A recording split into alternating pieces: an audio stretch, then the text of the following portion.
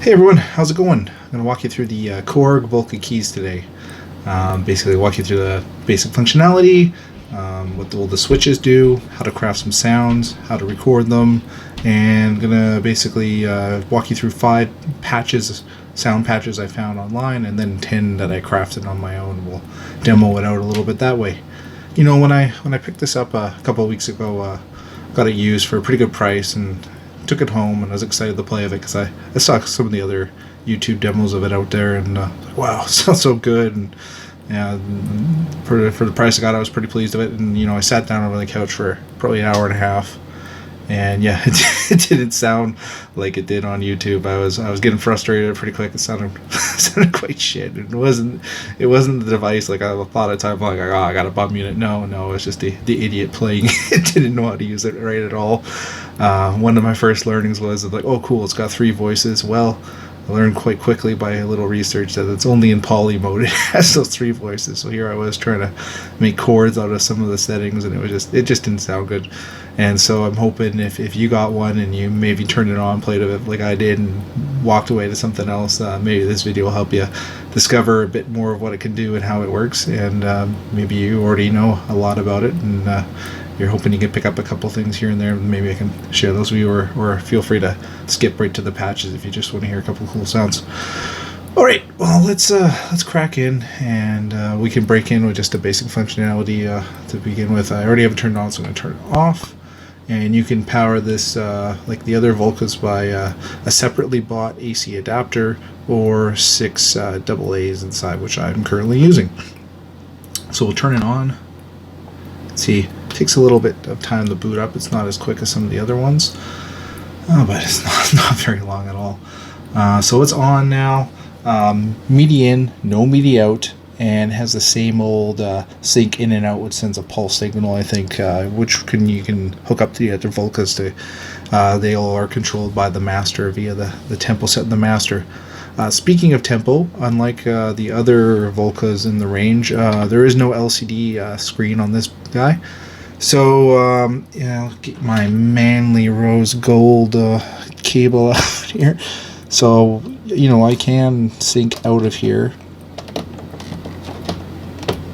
and sync into the FM below, but if I change the tempo on here, it's going to change it on the FM, but I have no indication on the LCD screen. So let me just pick this up for you so you can see it too. Oh, that sounds lovely. There we go. Off to a great start.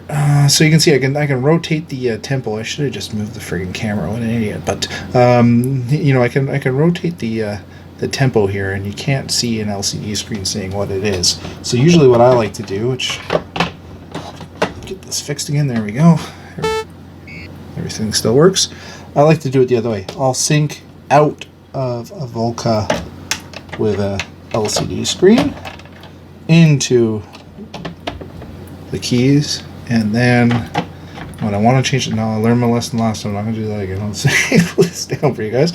I can change it on here, which will update it on the keys above. And then hey, even if I'm not playing this, it gives me a way to get a tempo with the keys if I really need it, if I'm playing it with something else and I want that tempo locked in. But there, first tip. Alright, we'll turn off the FM for now, and I'll get this cable out of the way so you can see things a bit better. Alright, focus here. Perfect. Okay, first things first. This guy's got 3 oscillators. I think that's the correct pronunciation. I ain't going to say it again. We'll go with it. So it's got 3 oscillators. I did say it again. And what those 3 guys do is controlled by this big dial right here. So there's 5 different settings you can set those things to. Poly, unison, octave, fifth, unison ring, and poly ring. Poly is the one that you do have 3 voices with, and you can set those. Basically, it's a sawtooth wave, so you can do chords.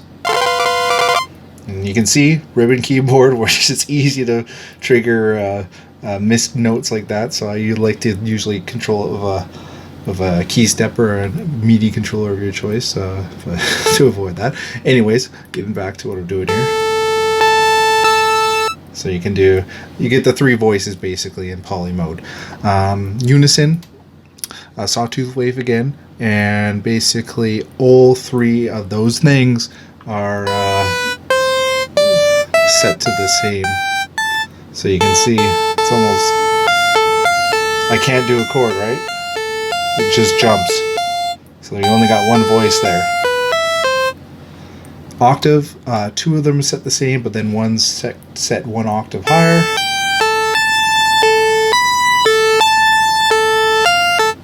Fifth, 2 of them the same, and these are all sawtooth waves. So the other octaves only set a 5th higher. Full octave. Here's the 5th. So a little bit different. And then the rings, they make kind of a metallic sound. There's a unison one where all 3 are set to the same, and it's a square wave.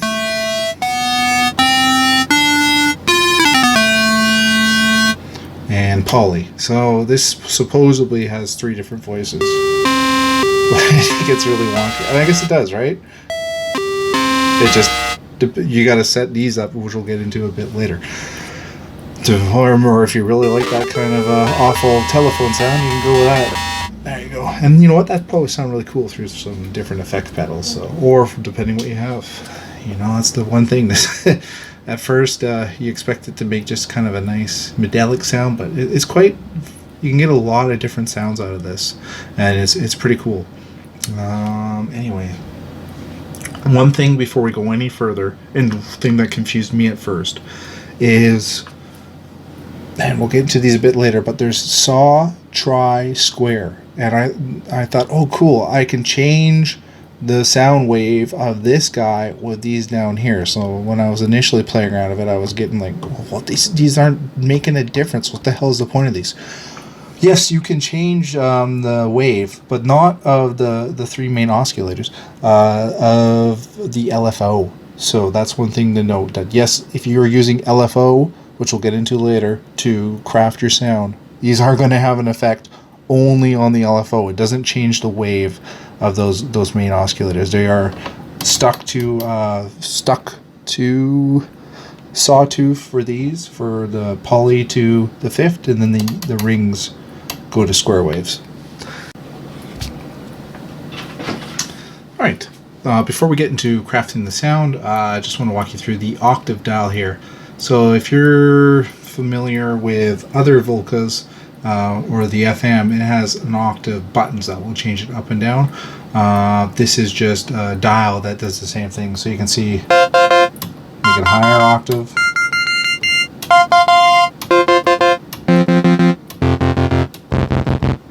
So you got 5 different octave, or pardon me, 6 different octave settings there. You can go between. I think the FM only has 5, so there you go. Keys is beating it there already. The other thing I want to talk about before we get into crafting the sound so much, I think I've got all these dials turned to 0. Just double check. Oh, nope. Good thing I checked.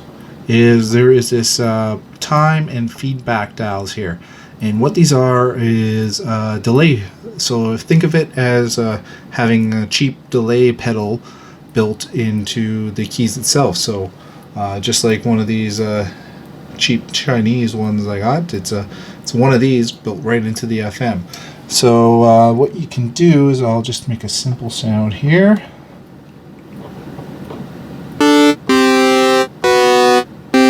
So you can see as soon as I let go, it basically drops off, right?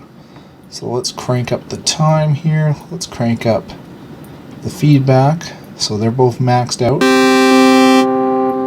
So you get that echoey, kind of cool.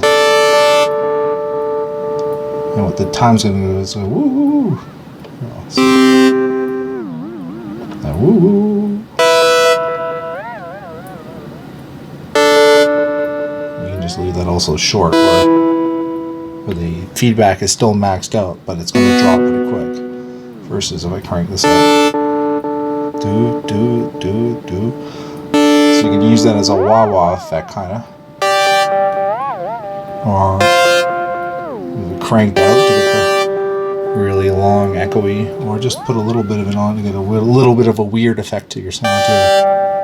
And there's nothing stopping you from chucking in another delay pedal down the line too to get something weird. I'm not sure how effective that would be, but it's worth trying. It might be cool. Okay, so that is the delay functionality. So that doesn't actually, it affects your sound, but it's not part of crafting your sound. Think of it as an effect you can add on, either an effect pedal or just an effect that the device provides itself. Okay, let's start talking about making sounds or patches or whatever you want to call it on this thing. Different melodies, not melodies, just sounds. I got everything turned off right now. It's just gonna make kind of a farty, bubbly noise. Yep, delay is off too. So all you're hearing is mostly feedback on my mic. But this usually I find the most important dial on here is cutoff. Yes, you can make a sound with no cutoff, but usually you don't start hearing something until you start giving a little bit of this. And what this does is it's the brightness, kind of oomph almost. I don't know technically what it does, but in my mind it kind of just powering this sound, because without it on, you don't get much. So we'll just crank that for now. So you can hear,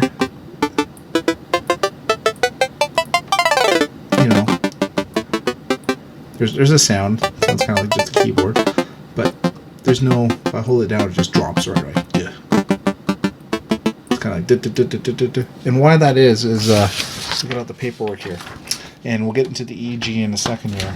But really, how everything works on this bad boy is you push down, note on right here, and there's an attack. So right now, I'll show you, our attack is set to 0. So as soon as we push down, there is no attack. It goes right to the peak. And there is no decay, there is no sustain, and there is no release. So basically, you're just hitting that peak. That's all you're getting. So basically, we just get that immediately and then nothing. So if we increase the attack here, hear that now? Because now we're making a bit of we're going up now. Instead of going right to it, we're stretching that out. So if we hardly have any attack, it's still pretty, that's different then, right? And then if we crank it out all the way, you're making that long. You think of it as taking that quick little thing there and expanding. Oh, you can't even see. You're making this between note on and the peak, basically, instead of just. And then the decay release. So after you hit the peak, it goes down to the sustain level, and then once you let go, releases. So you can't control these separately on the keys.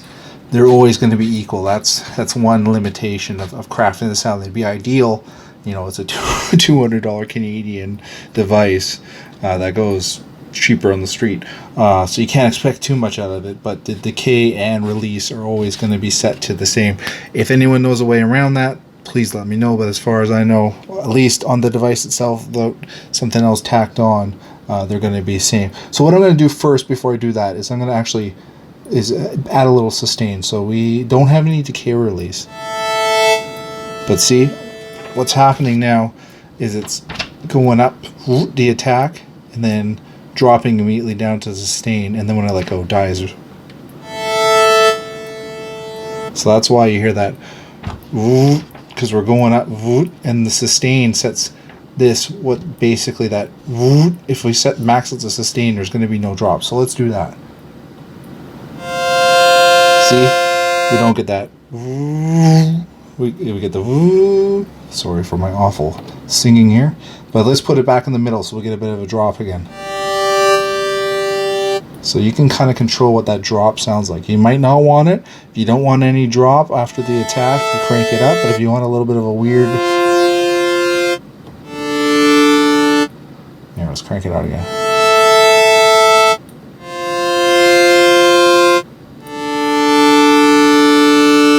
And let's add a little decay release now, so... Oh, need to add a bit more, apparently. See? And you can see, because I have the attack and the sustain at the same level now, that decay ain't gonna hurt it. It's just a release. But if we change this down, we're probably gonna get something weird now. Okay, did you hear that? Let me turn the decay release off now. Feel that sharp drop right after it hits the peak? The decay will make that ease a bit slower. Crank it up a bit more. It's pretty. See, when it hits the peak, it goes back down slow.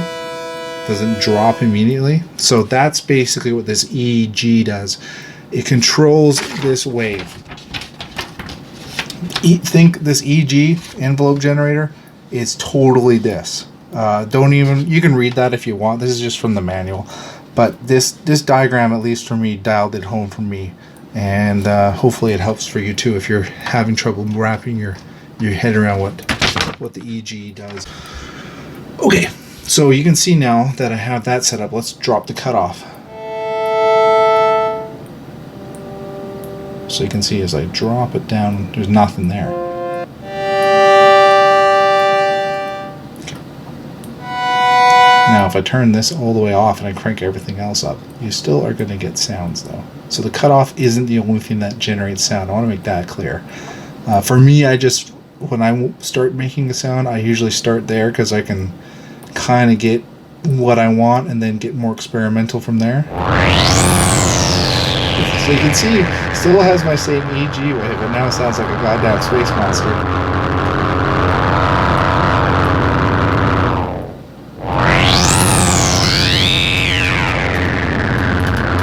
Okay, sorry, playing around here, not teaching anything. Alright, so I'm gonna set everything back, get us some cutoff again, and get us back to where we were before I started my space vacuum there. Alright. Sounds pretty close. Alright, so where to go into next? Let's stay in this VCF, which I look at my cheat sheet here. What is VCF? VCF, voltage controlled low pass filter. This filter modifies the timbre by boosting or cutting specific frequency regions of sound, blah, blah, blah, blah. Okay, you know what? If you're like me, it lost me. So let's just do some real examples. So the cutoff we covered, the peak. Okay,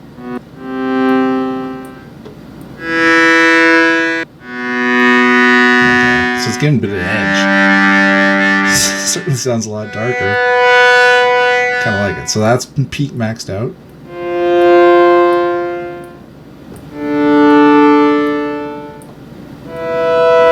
So before I laugh about the documentation too much, which is good, sometimes I just get lost in it. So it says,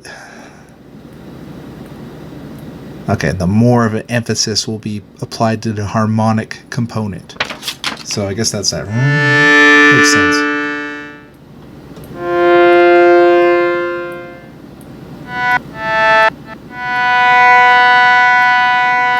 So if you think of the oscillators, two of them are harmonic. So I'm guessing by that description, it's making more of an emphasis on those two oscillators versus the one that's a fifth higher. Could be completely wrong. Regardless, you can see how it affects the sound.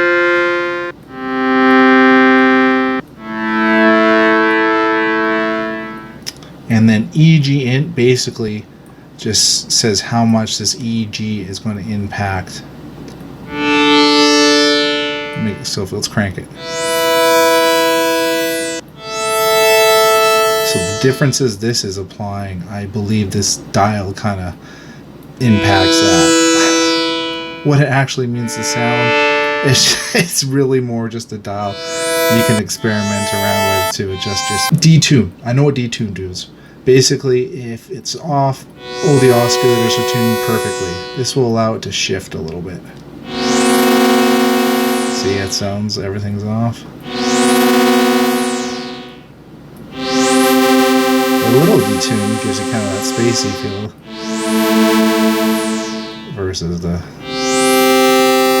very scientific on the nose, so we'll add a little bit of detune. Now what I do understand well is, I can't probably say it right, is portamento. What I like to call it is slide. So if it's off, I probably just massacred. Oh. See, there's no slide at all. So let's crank this, buddy. So there's a lot of slide there now.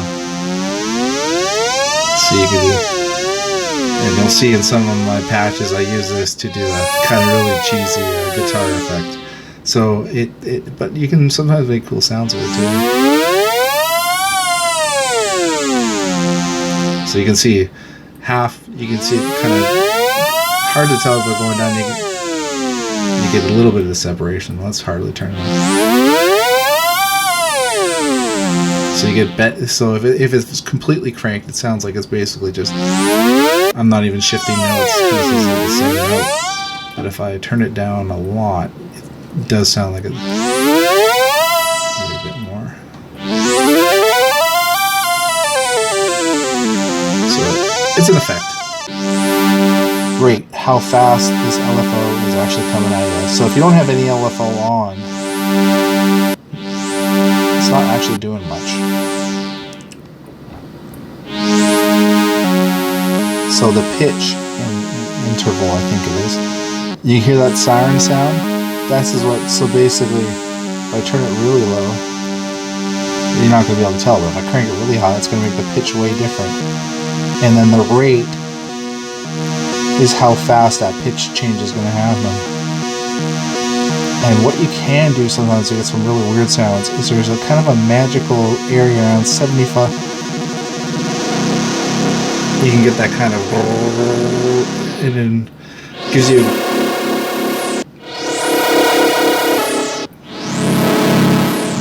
it's good for bass sometimes too. Maybe not in this. Get that really dirty bass. So if we turn the LFO off, let's see what it sounds like. Not bad actually.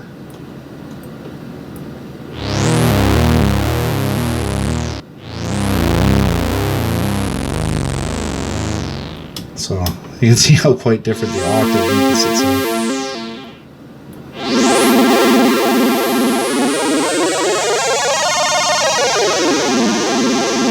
So the rate is very important because if it sounds turned down low, you know, if you want a siren effect, great. But if you get it tightened up, you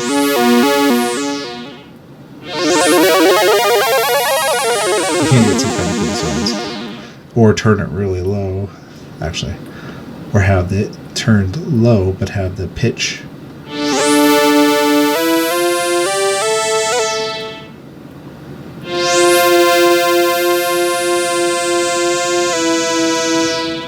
Trying to get it just... And it's still a little too siren-y.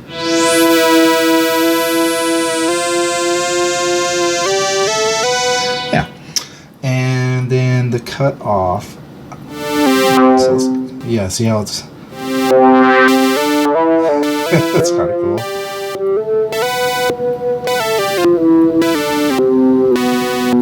So it's cutting off basically that the second sound that the LFO is making. It's not going to impact your main sound. So if I turn this off,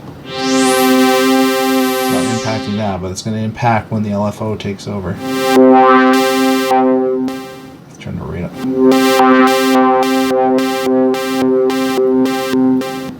So there's LFO for you. And then yeah, that's pretty much it. The other thing to cover is down here for LFO. Hold down function, you can change the wave of what the LFO is.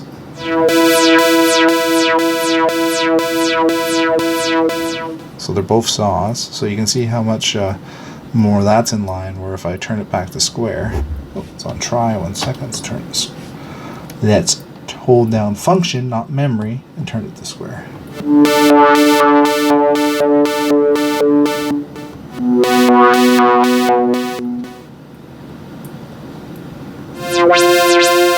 So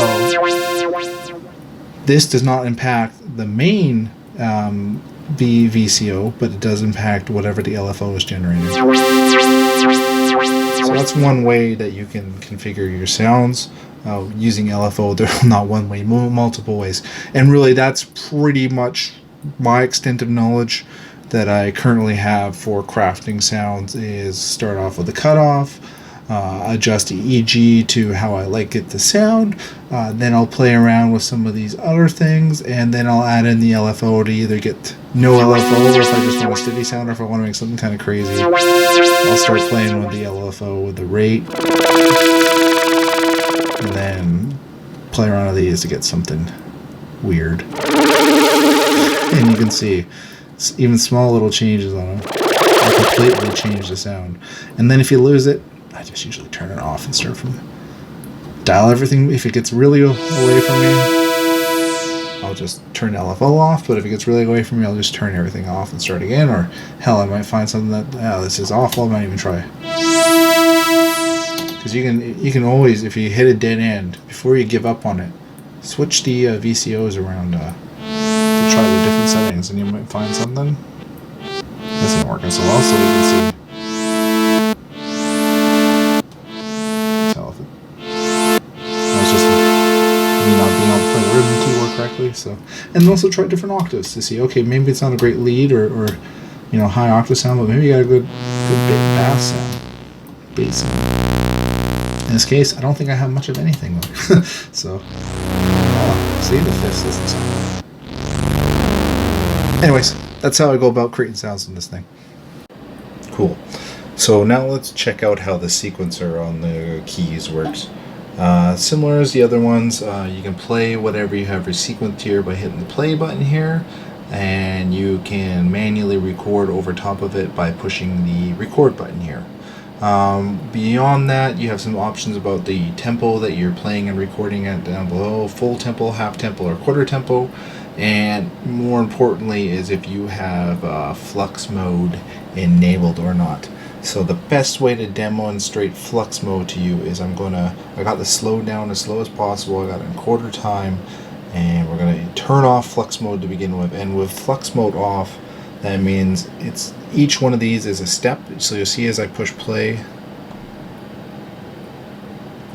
properly, this guy is going to slowly tick, tick, tick, tick through each of the 16 steps. So each sequence can contain 16 steps. So if flux mode is off, every time a new step starts, it's going to record whatever I have pushed on that. So I'm going to hit record now, and it's on M5, so I'm going to keep going like this, back and forth till we hit M5 again. And we'll see what it plays back. Alright, so let's turn off that. See, now listen. Step, step, step. Every time there's a step, it plays a note. Whatever was played when that step was triggered. Now before we get, screw it, I'll show you flux right away.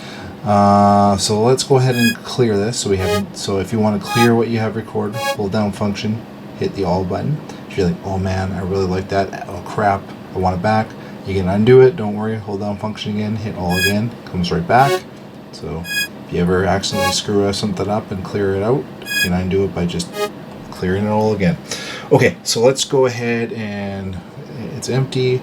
Let's go ahead and enable flux mode and record. Do it. There it goes. It's on. Hit record, and now watch this.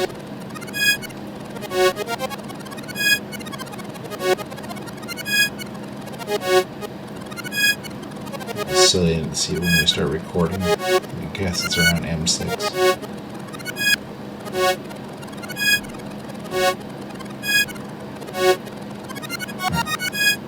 See? It's recording it all. So with flux not on, it's only going to record what's triggered at the beginning of each step. But if flux is on, it's going to record the whole thing. So what that lets you do is, okay, yeah, you can only record one, the sequencer is limited. You can only record one bar of 16 steps. But what you can do is crank the tempo all the way down. I'm going to turn this off so you don't have to hear that. Crank the tempo all the way down, set it to quarter time, enable flux, and it gives you a good period of time to actually record something that's more than 16 notes. So that is flux and tempo, and setting the tempo here. So if you want to do that to get additional recording, crank the tempo all the way down, hold down function, set the tempo to quarter time, enable flux, and then that gives you a good chunk of time to record something. Yeah, you're not going to be able to go into active step and trigger note by note by note, but you can still use active step. And talking about active step, let's show you that right now. So let's go back. So we can take this, right? So if you want to go into active step, hold down function, push the play button, and bang. See how all these red lights come on? 16 steps in that sequence. So what you can do is turn off all the steps. And we'll just enable that one right kind of in the middle there. All the other lights are off, and I hit play now. So once you're happy with what you hit play, it's just going to play that one step over and over and over again, but I can add this in. So if you don't like something you've recorded, you can then go in here and easily adjust it quick. Maybe so whatever you resequence, if it's sounding crap, but you play around with this, it's like, oh, maybe I'll add that step in, take that one out. It's quickly a way to change what you've recorded on the fly. Now, if you ever want to just go back to your full sequence, go ahead, and if you want to exit active steps, just hit function again. I'm out of active step now. You're going to see it's just going to cycle between the steps I've active. I'm like, okay, I want to go back to what I originally recorded. Hold down function, and then push the active step, clear active step. And now if I go into active step again, you can see it. Okay, all the lights are now on. So once again, if you ever want to go back to your full sequence and you don't want to have to go back in here and manually turn on each light, go ahead and exit active step, hold down function, clear active step, and then if you go back into active step, or you don't even have to, you can see all the active steps are back on. You got a full sequence again. So just some tips. I'm mostly using flux mode and expanding, turning the tempo down, putting in a quarter time to get more of a record time to put something together. But if you doing that, you lose the trigger on each note. So if you have something set up where you know what notes are playing on which step, you can then go into active step and play around with it that way. But you have to have flux off, of course, too. Or there's options there, and it's pretty cool. But play around with it. It's not obvious at first, but once you play around with it a bit, you'll get the hang of it and see what you can do. All right, let's go over motion sequencing. So I've recorded a new sequence. Here it is.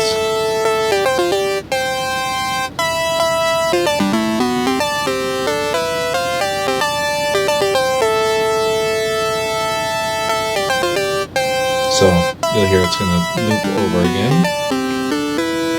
So what can you do in motion sequencing? Well, down here, I got it on right now, or no, it's pushed on. So motion sequencing is on. It's off.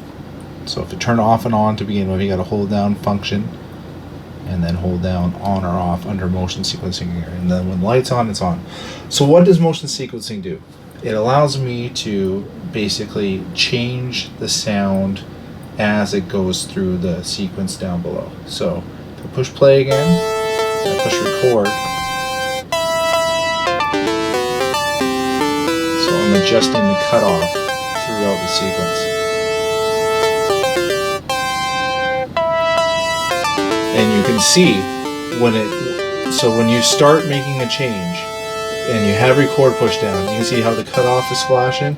It's registering the changes I made as it went through the sequence.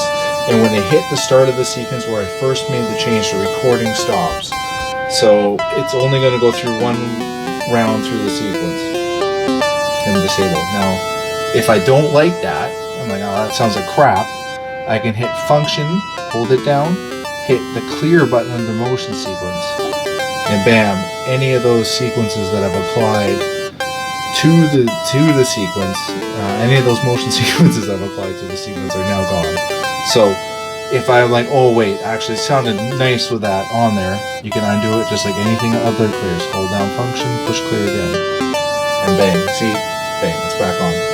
Now, any of these can be adjusted with the motion sequencer beyond. I don't think you can do the delay. and there potentially is one of these that does not play nice with the sequencer. So let's see if we can find it out. Let's see if detune does it.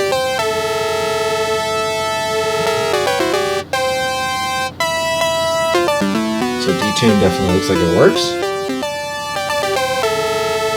And you can see now that we hit when I started messing around with it, it has disabled the recording. So let's try something else. Let's try the LFO rate.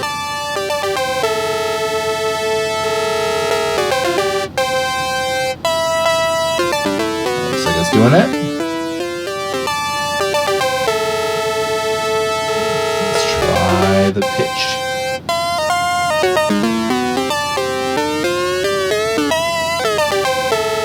It's working. So you can see, we're gonna find the one that doesn't let us do it. Let's try to cut off.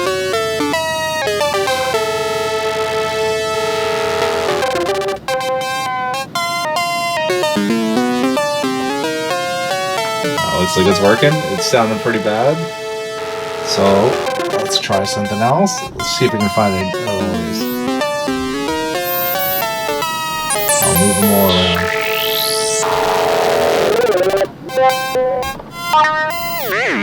Alright, I think we found the culprit.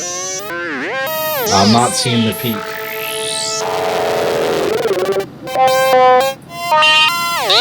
So that is the only one on here you can't sequence. And let's just confirm that. So I can adjust it, but it's not going to register it. So all these other ones you can sequence.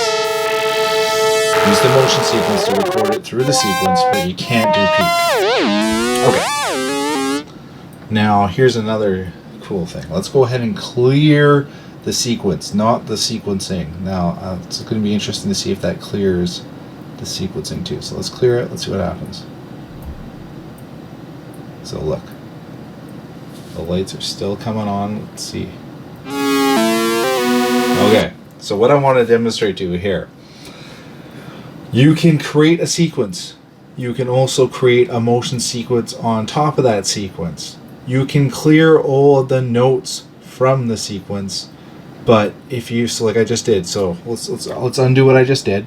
So bam, the notes are back.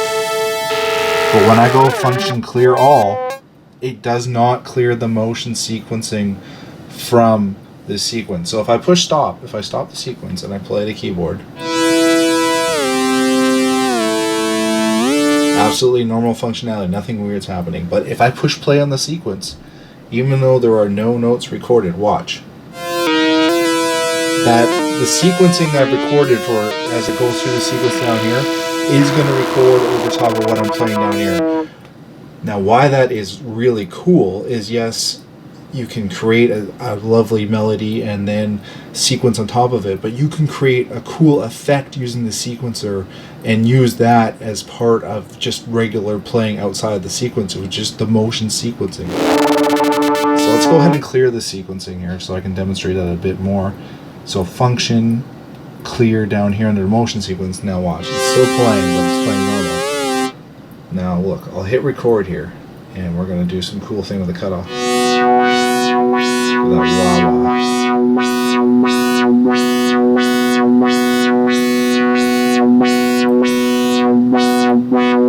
Okay, so I've gone through a full loop, holding down a note and doing the cutoff. So let's just push play and see what we get. What you'd expect, the note I was playing and the cutoff effect being applied to it. So let's clear that note, but keep the motion sequencing on top of that. So we got the sequence is still playing, but there's no notes. But now watch.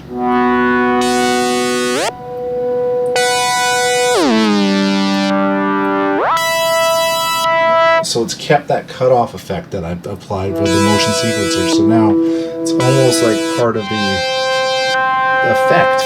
So yes, you can. So let's turn off the motion sequencing for a second. So it's off now. And yeah, I can go in here and do it myself, right?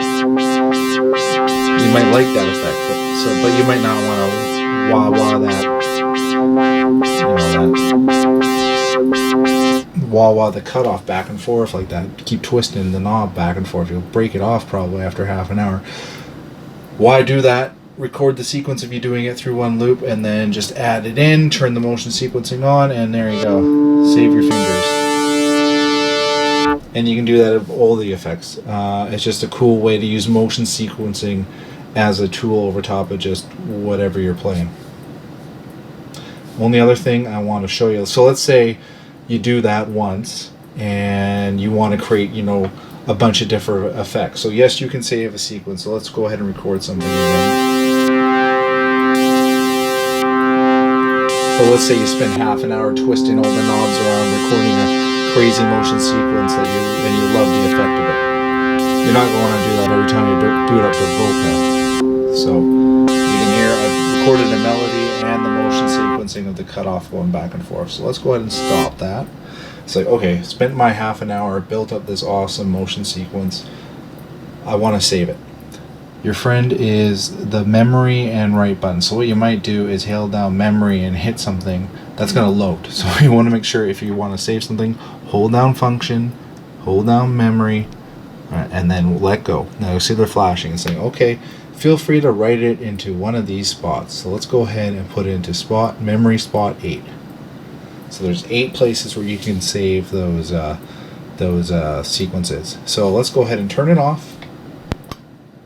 Turn it back on. Alright, coming back tomorrow, I want to try out my sequence again. Hold down memory, and now we're in load. So we'll go, okay, let's load one and push play and see what we get. Alright, now let's clear the notes. Okay, what the heck? Nothing's happening.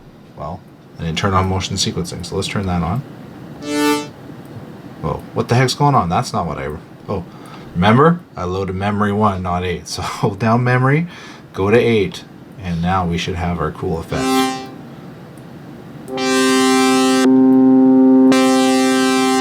There it is. Now, of course, there's something playing under it, so let's go ahead and clear that out. And there we go.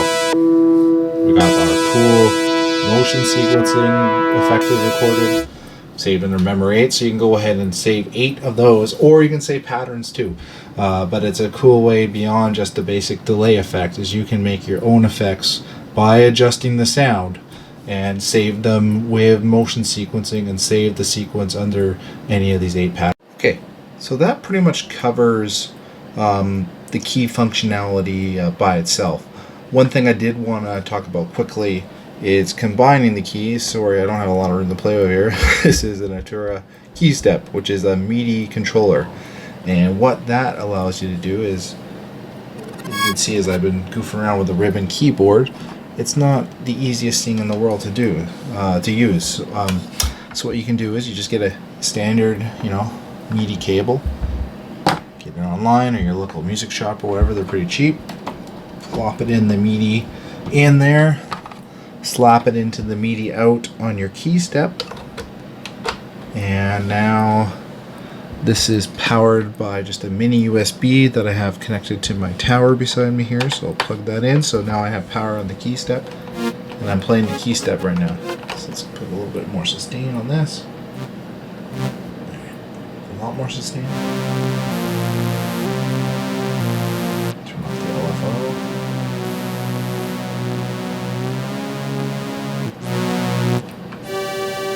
And the nice thing, there's a octave control right on the Keystep here, so I can switch between octaves pretty quickly on the fly.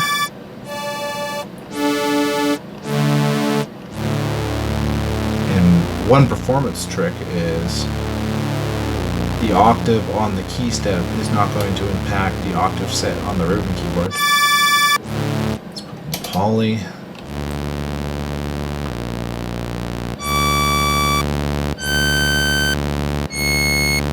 Awful, but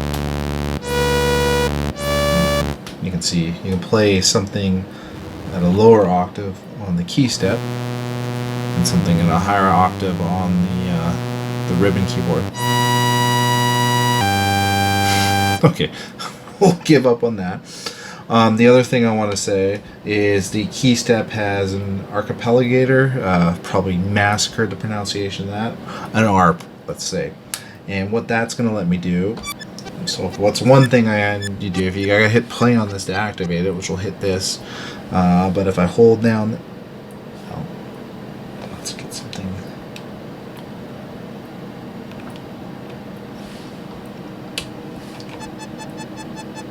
There we go, that's a bit better.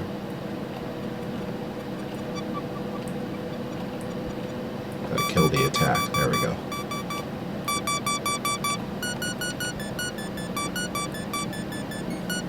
So if you're a shitty keyboard player like me, you can use the ARP to get some cool sounds without actually having to do it.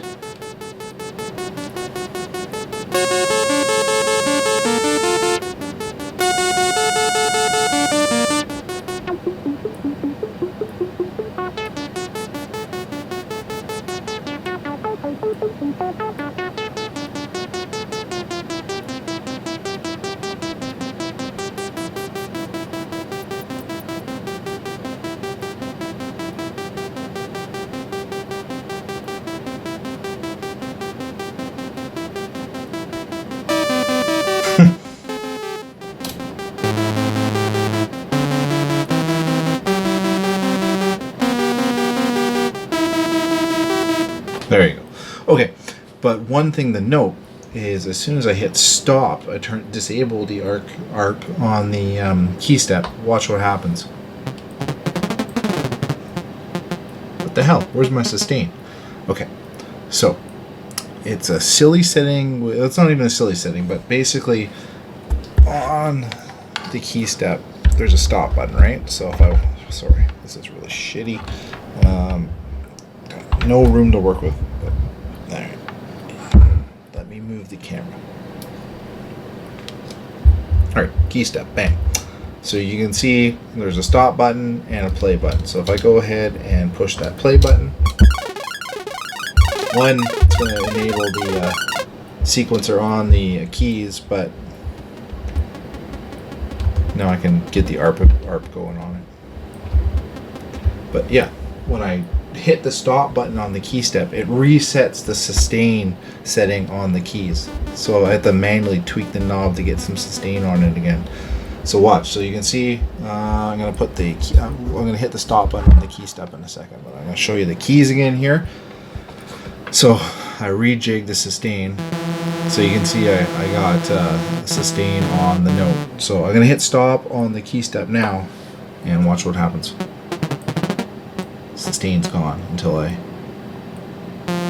tweak the knob a little bit. So if you don't want to do anything else, you still want to use the key step and you want to use the ARP on it, just be aware, as soon as you hit stop, it's going to kill what your sustain setting on the keys, and you just need to give it a little quick tweak and bang.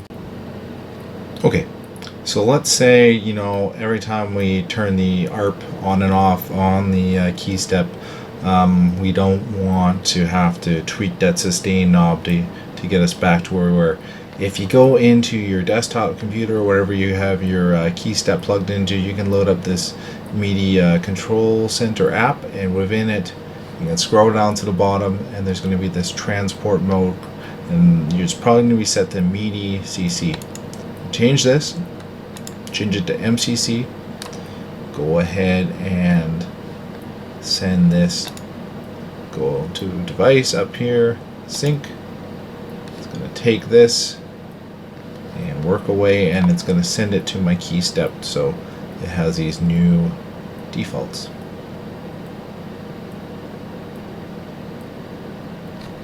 Let's give it a sec. Right, bang, looks like it's done. Perfect. Let's put my camera back down. Monitor to not distract us, and I'm going to unplug the key step, plug it back in for good measure to reset it. Now let's see if that actually made a difference. Turn on the keys.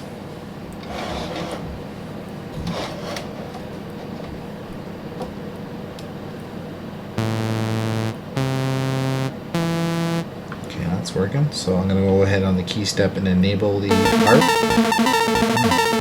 Okay.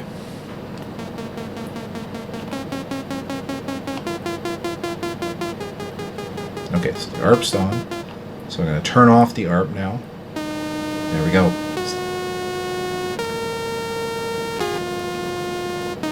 So that's kind of nice. If you're now, you got to be careful, because if you have other equipment that you use the Keystep with, just make a note that you've done this, because next time, you know, a week later, you plug it into something and it's acting all funky. You may have to save a setting under the MIDI control center for your Keystep and one for your other devices in case this blows it up. I can't guarantee it won't. Depends what you also use it with. But if you're going to use it primarily with your keys, you might want to do that, because it's just so nice to be able to, you know. That's the next thing I'm going to figure out, is when I turn ARP on, how I stop it from playing the sequencer. So if you know how to do that, please tell me below, because that's the only other thing I got to figure out with this damn thing. But now I can, and at least now I can easily switch off from ARP back to just regular play.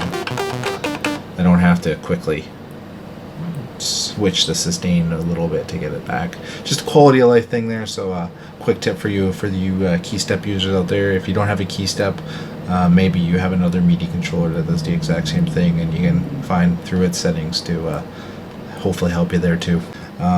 Regardless, enough of me blabbing.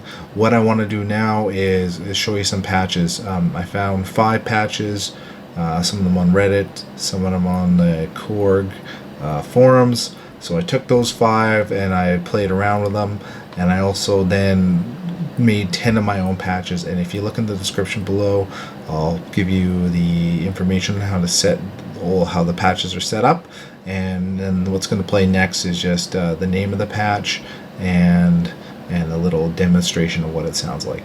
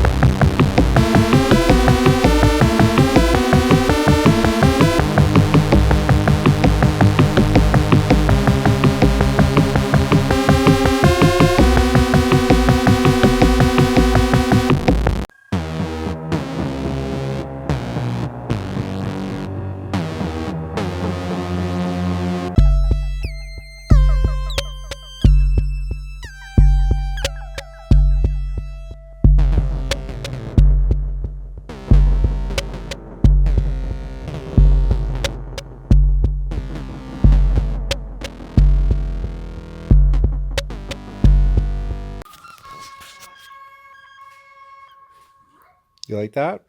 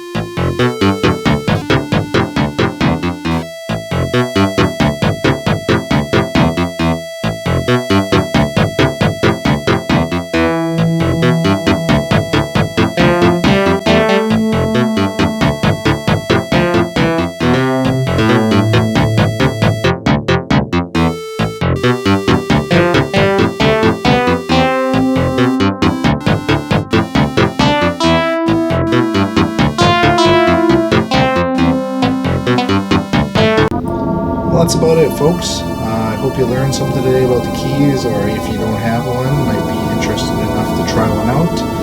It's a damn fun little instrument. If you have any questions, or if I missed anything in this video that you may want to ask me about, feel free to throw it into the posts below, and I'll get to it. And yeah, hope you enjoyed it. Otherwise, have a great evening, and hopefully I'll see you later.